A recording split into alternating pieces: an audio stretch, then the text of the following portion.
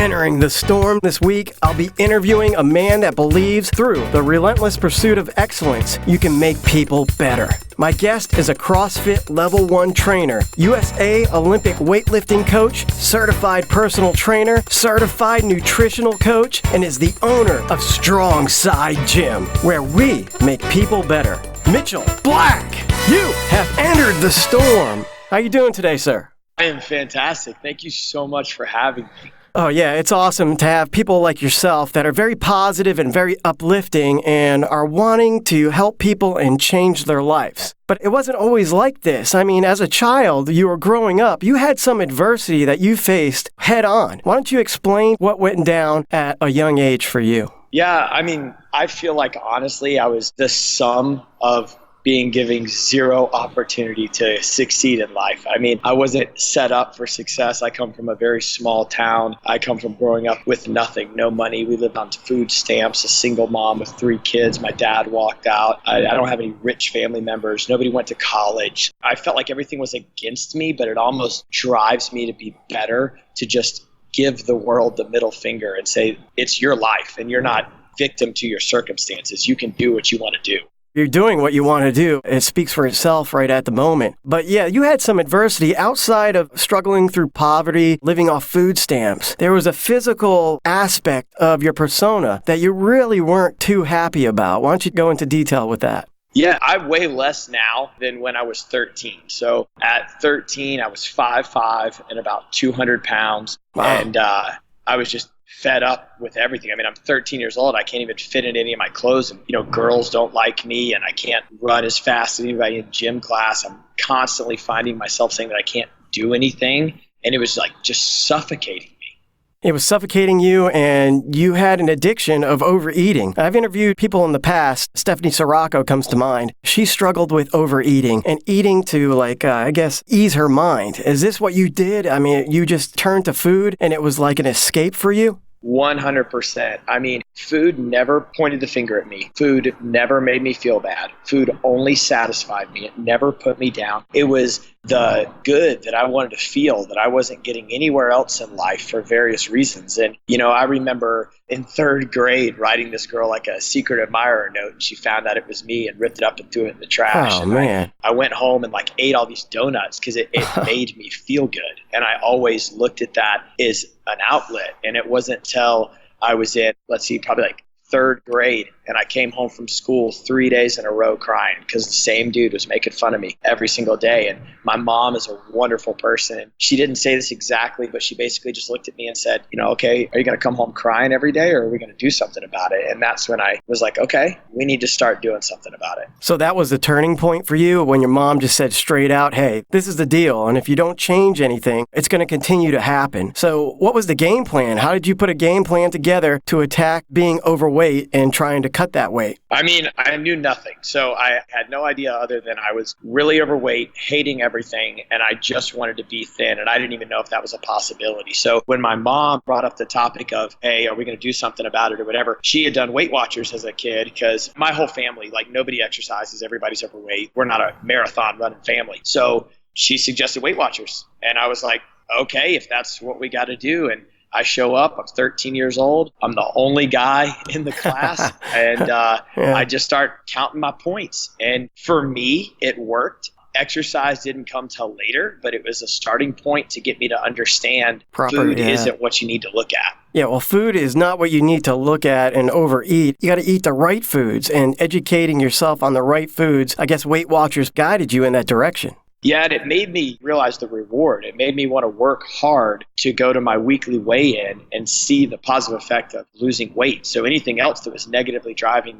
me down in my life started to go away because I was like, I don't even have time to worry about that. I need to worry about my success and where I'm going. With a lot of addictions, there comes sponsors and people that will help one another out, especially if they're struggling. They're about to order another pizza or get another donut or have another beer. They have sponsors. Did you have anything like that where you could turn to somebody if you felt that your will was fading? Just my mom. And the reason for that is because at that time for me, I was so young. I was embarrassed. Like, I didn't want people knowing that I was on a diet. So I didn't have any of my buddies, everybody be like noticing that I was losing weight. In 7th grade, I changed schools. In 8th grade, I came back to school and nobody recognized me because I lost so much weight. But my mom was the person that I could go to and say, hey, I'm struggling today. And she'd be like, okay, well, let's get your mind off of it. Let's go to the mall. Right. That's great. And, transitions, they don't happen overnight. And so you go back to school, you've lost all the weight, and now you decide, hey, I need to put on some muscle. Who guided you in the right direction as far as that's concerned? It had to do with a sport. So I grew up my whole life racing motocross, and I wasn't a very big team sports guy. I really like individual sports. It's kind of changed now in my adult life, but as a kid, I liked individual sports. And I started wanting to race motocross professionally, and that became like my goal and everything that I wanted to do. And no motocross racer was thin. It's actually no motocross racer was overweight. Right.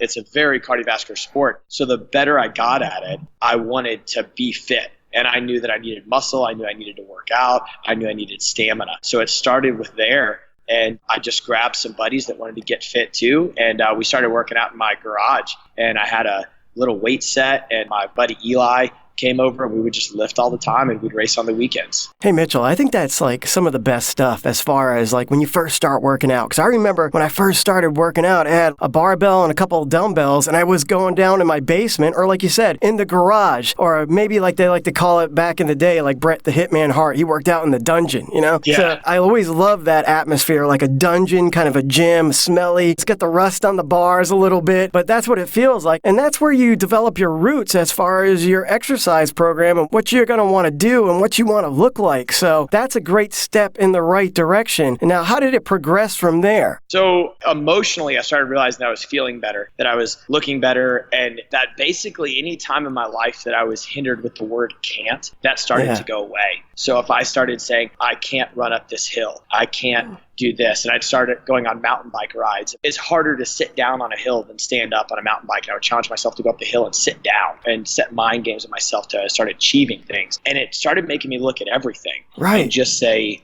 as a challenge. I can do anything. Yeah. And a lot of people, they're stagnant or they're not happy or depressed because they don't challenge themselves. They have a job which they probably know how to do left and right. They could do it blindfolded. They come home and they spend some time with the family maybe and watch TV. But there's no challenges involved. And I feel like I've been challenging myself a lot in the last 6 months. And it's really reaped the rewards. I mean, you still have adversity in life, but if you're accomplishing those goals and challenging yourself like you are, there's nothing that you can't conquer. And not only that, but I use the term winning. And very rarely Charlie in your Sheen. life.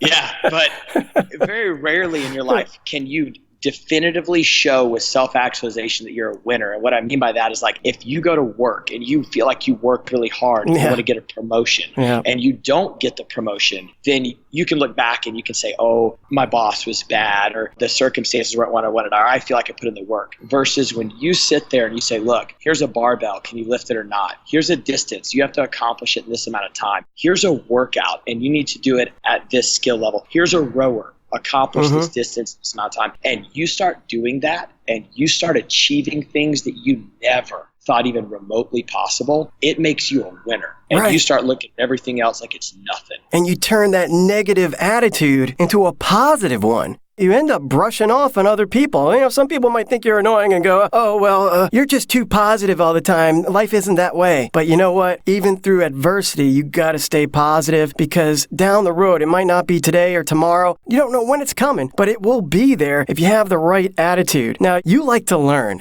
You grew up, you were looking for a place to go as far as educational purposes, and you chose the Personal Training Institute. Now, is this based in Georgia? I mean, how do you go about applying for this institute? So in case anybody out there is wondering, you can graduate high school with a 1.75 GPA. So that was my high school GPA when I graduated. And I had no direction. I didn't know what I wanted to do. All I knew is I wanted to race motocross professionally. Yeah. But I got very injured and had to quit racing. Which a lot of motocross athletes do. And I think a lot of people out there, they don't realize how strong you have to be and how much, like you said, stamina you need to perform in motocross sports. I mean, it's ridiculous. If you're on that bike, you got to grip it like you have the grip of Fury, right? It's pretty ridiculous. And when all that happened, I knew that I wanted to do something different, and I knew I wanted to impact people. Yeah. And that's all I knew. And I left my home with $20 in cash. Yeah. And it took me $10 to get to my aunt's house. And I stayed with her and I figured things out. The National Personal Training Institute is amazing. And they have satellite campuses. And, it's just like a regular school. You can sign up for the accelerator program that I went through, or you can go get like your MBA or whatever and just do Saturday classes. You have that option too. Right. And I signed up, I dove in, I fell in love, I graduated third in my class, and I was like, this is everything I want to do and every way that I want to help people. And ever since then, it's been reading everything, learning everything, listening to everybody as much as I can to learn to help people. Right. Out of all the certifications that you currently have, you got an impressive list. Which one is your favorite? My favorite for sure is the CrossFit. And the reason for that is because I feel like it gives you applicable knowledge. So with all the other certifications, I have some that are like, oh, they're the best certs to get. You basically order a book, you read a book, take a test, you go to a certified testing center, you take it, you pass it. I guess you're good to train people now. And okay. Even though throughout the system they view it as great, you didn't really learn anything. I wish I could go find my first 5 clients and apologize because I didn't know what I was doing. And Mitchell, too, don't you think they should have some kind of practical exam? It's like you got a written exam and maybe you get something where you're hands-on with a client. They give you a situation. You got to kind of figure it out. I mean, they don't give you anything like that? No, and that's one of the frustrating things in the industry. That's up to the employer. So if you hire a trainer and you would like for them to go through a practical interview or a practical exam, you can do that. Okay. But all you have to do is read the book and take the test. Where CrossFit brings you in for a weekend. They put you in small groups. They teach you all these coaching cues in the small groups. They let you make the decisions, and they spend a lot of time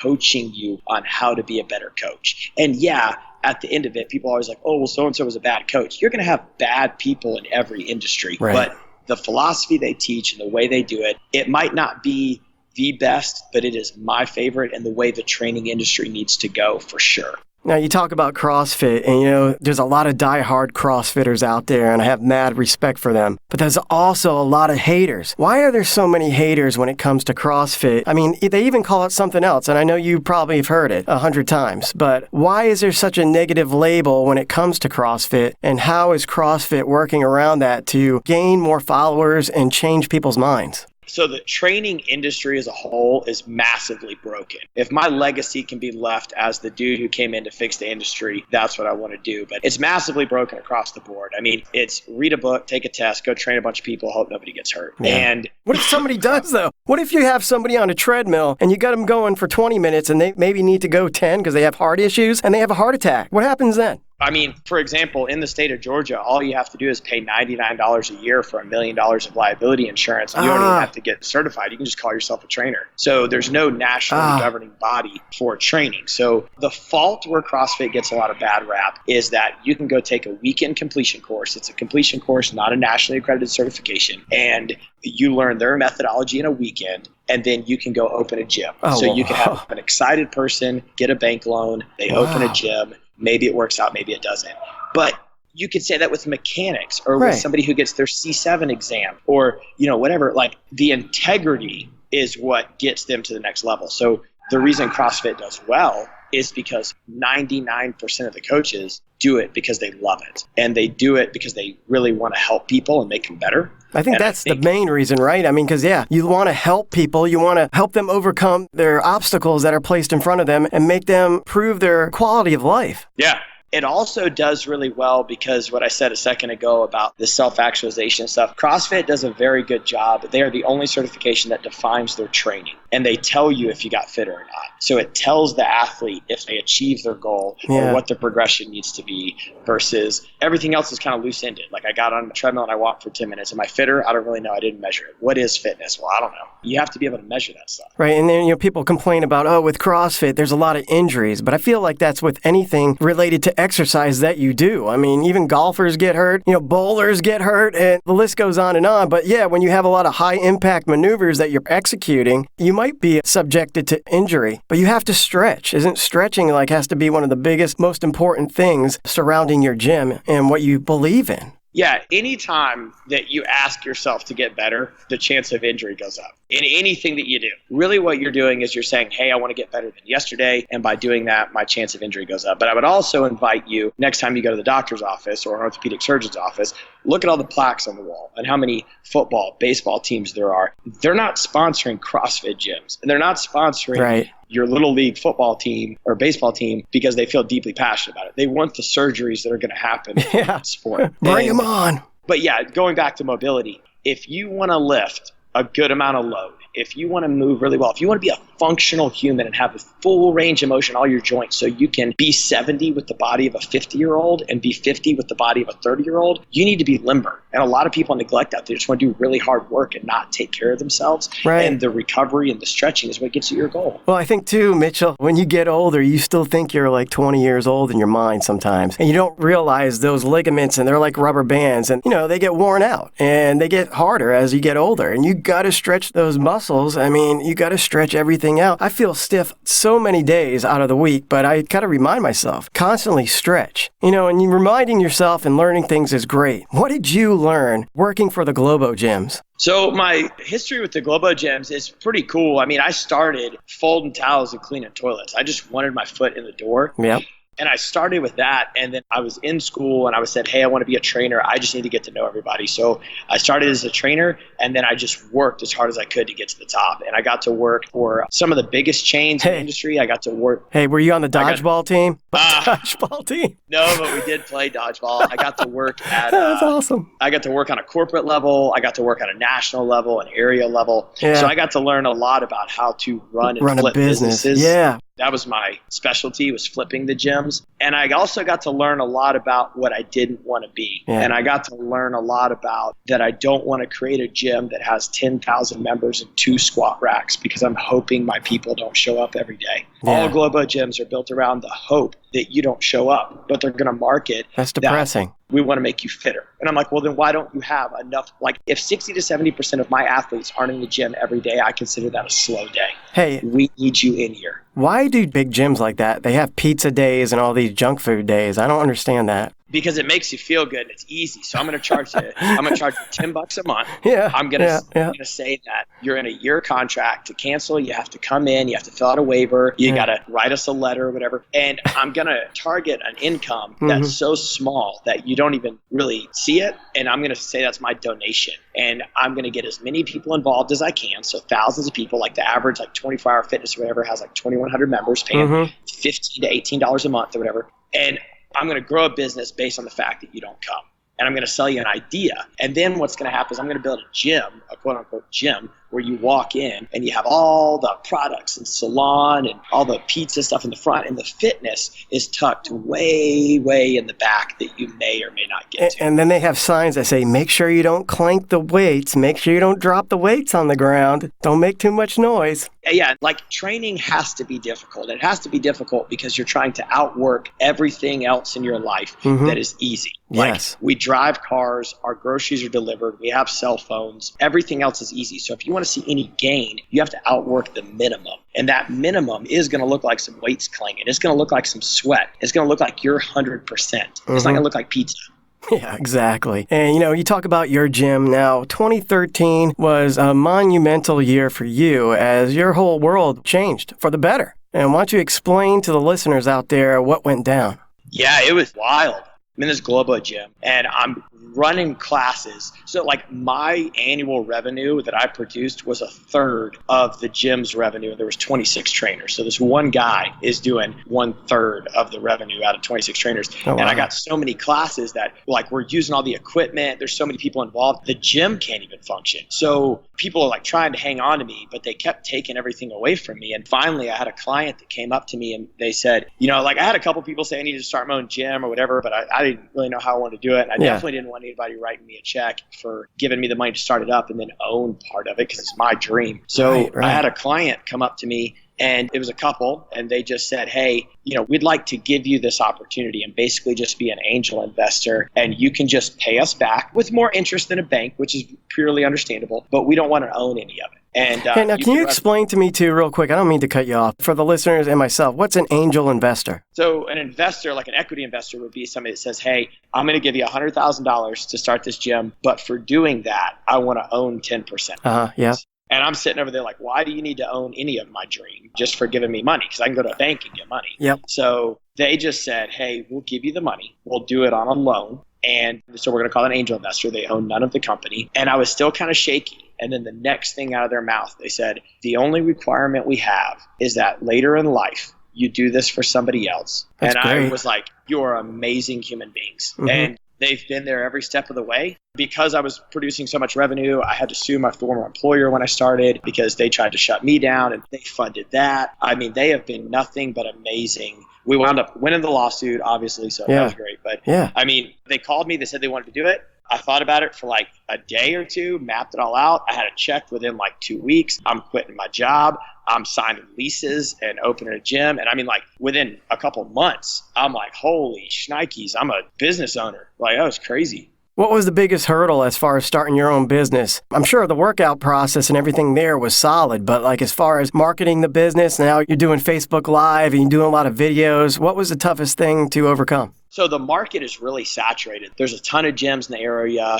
Anybody who does boutique gyms or whatever, it's very saturated in Woodstock. And people also wanted to make sure that I was going to survive. Like, oh, Mitchell left the Globo gym. Is he really going to stay in business type deal? So I had to convince people. So I opened the gym. So I had 3 months of no rent to get started, which is pretty normal if you're starting a business. Right. And then I had 3 months on my loan. So they gave me 3 months with no rent payment, 3 months with no loan payment. And I had 3 months to get there. And on grand opening day, I was supposed to have 60 people join, which would have covered everything and I would have been fine. And hey, things happen. I had 24 join. So at the end of the day, I didn't have enough money to pay my rent. I didn't have enough money to pay this debt that was coming up. I didn't have nothing. And when I went back and I looked at everything and I was like, what am I going to do? How am I going to grow this business? Whatever. I took a deep breath and I just said, I'm going to train these people better than they've ever been trained in their whole life. Damn right. Get them everything they've ever wanted. Yeah. And they're going to be my growth. And I put everything into my members just like I do every day. And they are 100% responsible for the growth of this business.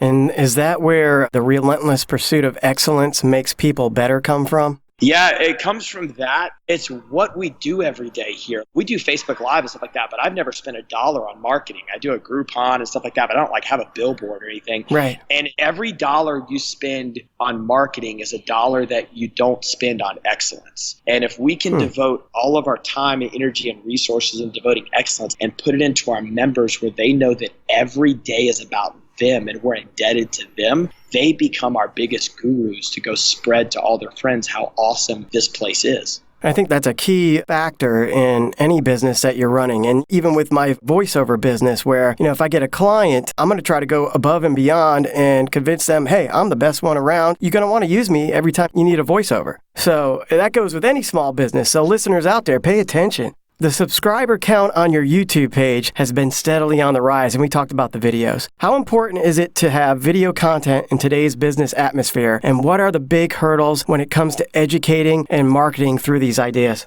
I think it's extremely important. Our YouTube channel is fairly new as far as the work that we're putting into it, but it's always been on Facebook and Instagram and stuff like that. But you saying that I have the best product, I have the best service, I home make all my materials, like however you're going to market it, only gets you so far. Right. And when somebody has more buying power than you and somebody's larger than you, they need to understand your mission. And people don't buy what you do, they buy why you do it. And you need to be creating a core value that says this is our mission. This is what we're going to do to change the world. I'm not interested in changing Woodstock. Right. I'm interested in changing the world and the training industry and the human culture of the minimum physical requirement of life. And that's our brand. Our brand is our mission. And the more people that we can push out there, like Facebook, a free platform for thousands of people to hear my voice. Are you joking?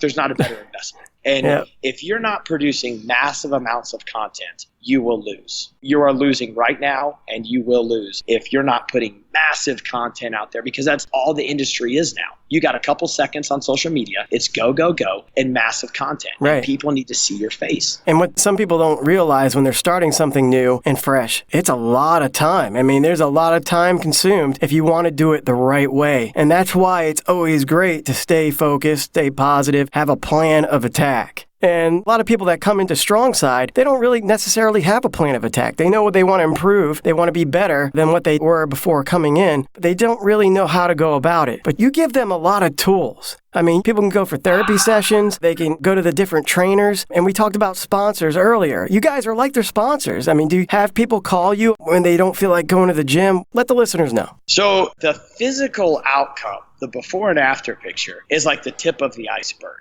It's the thing that you see that not many people get to see or do, that is showcased after months and years of some of the hardest work that you will ever do in your life. And my preach to every new member that starts here is that my job is to put you in a position to succeed. Myself and all my coaches will put you in a position to succeed. We are not here to make you fail. However, it's going to be some of the hardest stuff that you've ever done in your life, because our needs only vary in degree, not kind. So you might look like a different level than somebody else as far as intensity or load, but the expectation is 100%. 99% is not accepted, 100%. And that's going to equate to, lots of phone calls, crying sessions, tons of hugs, man. Mm-hmm. Like, it is not uncommon to be cried on every single day. It is hard. The world is working against you. The world doesn't want you to be fit. The world doesn't want you to live the life you want to live. Right. The world doesn't want you to see success. And you're battling every bit of that just to freaking get in the gym. And then when you get to the gym, we're going to ask more of you. Totally get it. But we're going to create atmospheres and platforms. And we're going to create platforms for competitors, platforms for weight loss, platforms for general population and older population, and verticals for you to succeed. Now, is the motto no pain, no gain, is that one going extinct? I hope so. And I think the idea of it is going away. But a lot of times people focus on just intensity. They want to work really, really, really hard until there's some type of injury or exhaustion or whatever, because they think that gets them to their goal. If I work harder, I'll reach my goal. There's millions of people working really hard that don't get anywhere. There's millions of people walking on the treadmill and trying to watch their calories, but they don't lose a single pound. They're reading a book while they're doing it. Yeah, and it's about the quality of what you're doing. Yeah. And can you space out your quality to look at things like timed intervals or load, or how long did you move this load? How is the minimum physical requirement of your body, meaning can you squat? Can you do a sit-up? Can you do a push-up? Because if you can't do those three things, we got to go to work. That's your foundation. And I don't care how old you are squatting to a toilet and standing back up. And if you're not doing anything to raise that minimum physical requirement, it's going to be a difficult scenario when you can't tie your shoes when you're 7. Well, look at this way, too. I was with a former employee where I used to work, and he would be like, yeah,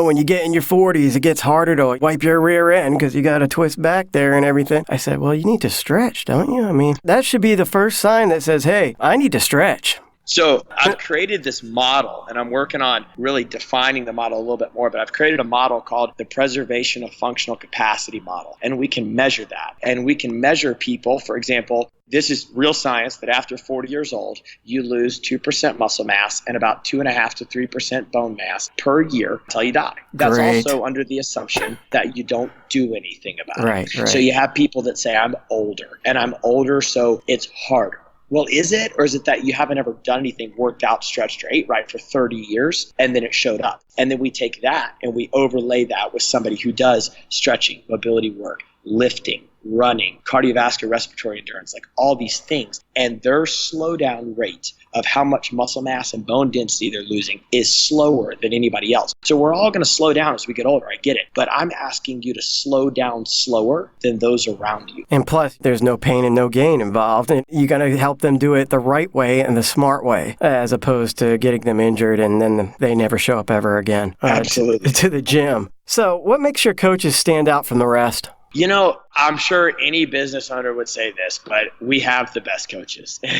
And I mean that because they care. Like, they are working when they're not working. And They are so invested in our members. They know their first name, their last name. The big thing here is you're greeted by name when you walk in, and we say bye to you by name when you leave. If they don't know somebody, they're introducing themselves immediately. If they're in class, but they're not coaching the class, they're working with that member to improve their movement. They're reaching out to them outside of class. Like, we're about to do this competition, and one of our coaches, Alan, reaching out to people that he thinks would be good partners for each other in the competition stuff. They care so deeply for every member. They go out of their way to show it. And you can't teach that love, that ownership behind that. And I'm so grateful and thankful. And I wish I could give them more. And I want to give them more. Well, you're giving them more than a slice of pizza, and that's probably the best thing you can do when people are trying to improve their overall health. How do you stay focused on a day-to-day basis to achieve your goals? Because I know there's a lot of hurdles that get thrown your way sometimes. And what do you do to stay mentally focused and prepared? I'm relentlessly devoted to my mission. I'm not an old guy, but as I get older, and I've done this for a while now, I'm starting to really figure out what my mission is. And I really want to impact the training industry and get it to where it's a very good industry to be in and not an incredible industry. And I want to impact people in raising the minimum physical requirement. Like, we view exercise as going up and down stairs. That is not exercise. That is a thing you have to do to be a human being. Like, walking across the parking lot is not fitness. No. Like, a hill should not be something that you're worried about. And that grabbing the remote from the table or the floor is not an exercise. No. And I want every single day. I have a wonderful opportunity in my job to make this hour of their training the best hour of their day. And that is a duty and a responsibility. And I view everybody being fit. That is your duty and your responsibility as a human being to be fit. And it is my duty and responsibility to improve the quality of your life. The vision and mission will never decrease in its intensity, because I literally need to impact every single person to say, hey, I'm going to improve the quality of your life. I'm not going to do it. What I'm going to do is empower you with tools and show you things that you didn't think you could do. And I want to make you better because of it. And it like ignites me. I can't even describe how much fire, and I can't even sleep. Like it's awesome. When people think they're joining a gym, I'm like, dude, you're not joining a gym. You're joining a way of life. And I am so dedicated to you that I will do anything in my power to help you. Well, damn, bro. I wish I lived in Georgia right now. Come see you. Next time I come into Georgia, I'm going to have to come swing by and check out the gym. Absolutely. But this leads us to our When It Rains, It Pours question of the show. This segment is brought to you by Voices of the Storm Recording. Let me do the talking. Okay, talking smack with Mitchel Black. Set the atmosphere, man. I know you did this in college. You had a show. What was the introduction like? Why don't you roll with it? So I can't remember what the introduction was, but it was something. I mean, they made it up at the radio station, but it was like, Talking Smack with Mitchel Black. It was a show all on health and fitness, and it was a radio show. And I've always been really big on the idea that, like, I don't go around, like, looking for opportunity. I just take anything, and I can make that the opportunity that I want it to be. Yep. And my cousin managed a radio station, and he was like, oh, you're in school, to be a personal trainer or whatever. And he was like, would you like to do this? He goes, I can't pay you anything. But I was like, fine, just spread the good word and go. Yeah. So it was in Jefferson, Georgia, and I went down there 2 days a week and did an hour-long show, and people could call in. It was national online. We talked about health, fitness. We had school psychologists on and talked about, like, eating disorders and the obesity rating in schools and stuff, and how to get the nation more fit. And it was a really neat experience, like interacting with the people on the fly and getting people to call into your show and having guests on. And that was wild. What was the craziest call you ever received?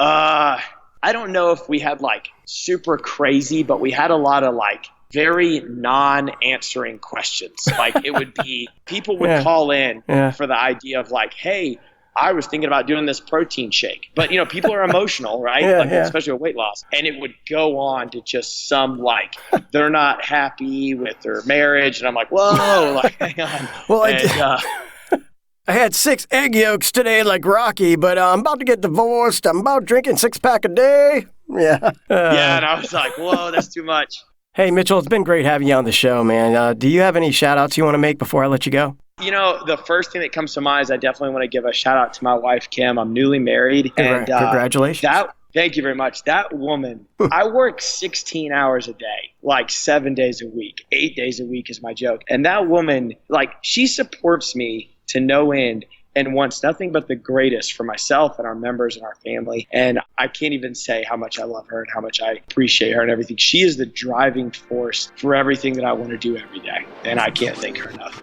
What an inspirational interview with Mitchel Black. And if you want to follow him on social media, go to Google Plus at Mitchel Black, on Facebook at Strongside Woodstock, YouTube at Strongside, Instagram at Strongside13. Here is your mission, soldier. Are you starting your own business? Is there something out there that you want more than anything else?